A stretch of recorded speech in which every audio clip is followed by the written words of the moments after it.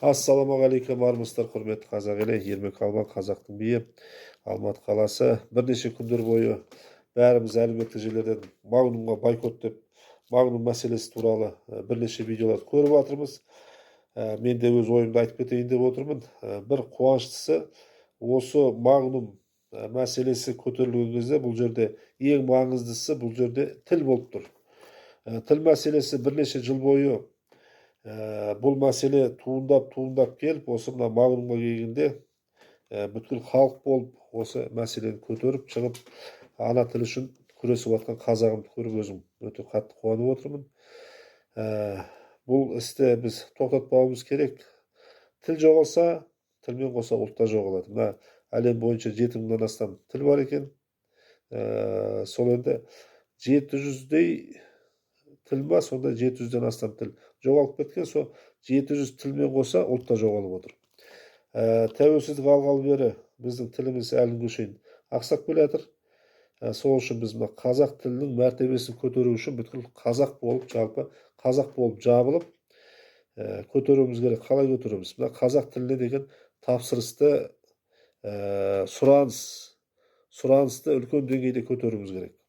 Ол енді әр қазақ, біз күнделікті сауда жасаймыз, дүкендерге кіреміз, кафелерге кіріп тамағымыз ішеміз.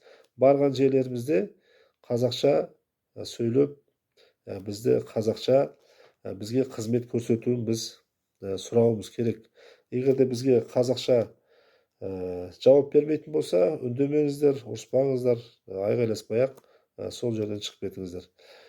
Содан кейін жаңағы дүкеннің иелері, ресторан, кафенің иелері мәселе қай жақтан туындап жатқан, және кәсіптері жүрмей жатқаннан кейін, олар осында бәрі тілге байланысты болғаннан кейін, олар өздері қазақша үйренетін болады, және де қазақ тілді білетін жаңағы адамдарды жұмысқа алатын болады. Және де қандай кәсіпкерлер болсын, бизнесмендер болсын, жұмысқа алатын болсаңыздар, жаңағы қазақша тілді білетін азаматтарды көбірек жұмысқа алсаңыздар, соны талап етсеңіздер, сол кезде қазақ тілдің мәртебесі жоғары болады. Ел алдында жүрген ағаларымыз да, спортсмендер болсын, әншілер, зиялы қауым, жаңағы қандай да салада жүрген азаматтардың бәрі қазақша бәріңіз бірдей сөйлейтін болсаңыздар, қазақ тілді біз бренд жасауымыз керек, қазақ тілдің мәртебесін үлкен деңгейге шейін көтеруіміз керек. Енді мына бүткіл әлемді алатын болсақ, қазақ тілін білсең, көптеген түркеш халықтармен араласа аласың. Түркеш халықтары мына 29 ұлт, оның саны 500-600 миллиондай. Ертең мына болашақта мен өз басым сенем соған, қазақ тілінің мәртебесі өте үлкен болады, көптеген халық қазақ тілін үйренетін болады. Ал неге десек, әлемде мына әлемдік кландардың өздерінің жоспарлары бар. Золотой миллиард деген, сол енді қазір әлемде 7 миллиардтан астам 8 миллиардқа жақын адам бар. Соның көбісі жаңа Золотой миллиардтың проектісін жасағаннан кейін көптеген ұлттар, көптеген сол Золотой миллиардтың проектісі осында қазақ пен Сибир жерінде тұратын болады.